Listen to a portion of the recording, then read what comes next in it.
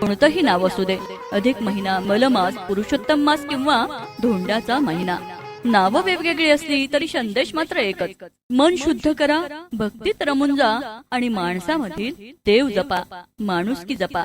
पूर्वी गावोगावी रात्री भजन रंगायचे. टाळ मृदुंगाच्या गजरात विठुरायाचं नामस्मरण केलं जायचं.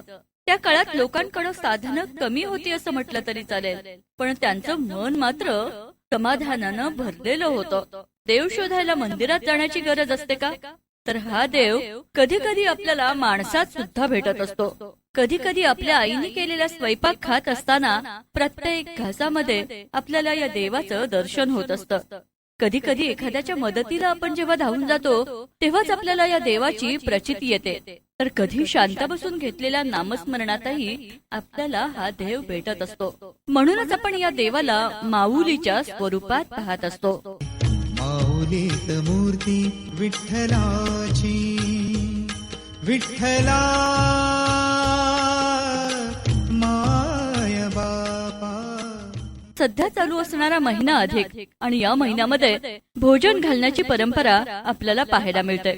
खरं तर ही खूप जुनी परंपरा. पूर्वी गावात पंक्ती बसायच्या, घराघरातून लोक यायचे आणि प्रेमानं वाढलेलं अन्न प्रसाद म्हणून ग्रहण केलं जायचं. या पंक्तीमधून फक्त भूक भागत नव्हती, तर माणुसकी वाढत होती. आज काळ बदलला, मोठी घरं झाली, पण माणसांमधलं अंतर वाढलंय की काय असा प्रश्न आपल्या मनाला पडतो. म्हणूनच मैच्या वेळी या परंपरा आपल्याला पुन्हा एकत्र आणतात. मग या परंपरेमधून आपला लेक जावयाला बोलून त्यांचा यथोचित सन्मान केला जातो. त्यांच्या घरातील अनेकांना सुद्धा यावेळी आमंत्रण दिलं जातं आणि त्यांचा सुद्धा आदरानं सत्कार केला जातो.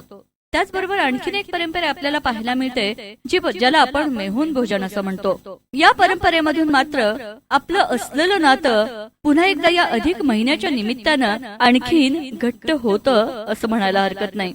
मैत्रिणींनो, या अधिक महिन्याविषयी बोलत असताना अनेकांना वाटतं धार्मिक गोष्टी म्हणजे फक्त श्रद्धा, पण भारतीय संस्कृतीमध्ये श्रद्धा आणि विज्ञान याचा सुंदर संगम साधला आहे असं म्हणायला हरकत नाही. आता बघा, या अधिक महिन्यामध्ये बरेच जण उपवास करतात. उपवास केल्यानं आपल्या शरीराला विश्रांती मिळते. साधं अन्न खाल्ल्यानं आपलं पचन सुधारतं असं सांगितलं जातं. नामस्मरण आणि ध्यानामुळं म्हणजेच मेडिटेशनमुळं आपलं मन शांत होतं असं सुद्धा अनेक जण म्हणतात. आज संपूर्ण जग ज्याला मेंटल डिटॉक्स असं म्हणतं.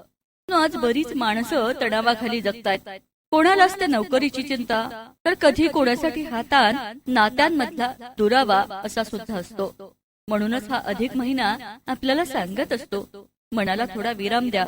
दररोज काही मिनिटं शांत बसा, मेडिटेशन करा आणि पुन्हा एकदा स्वतःशी जोडले जा. नांदतो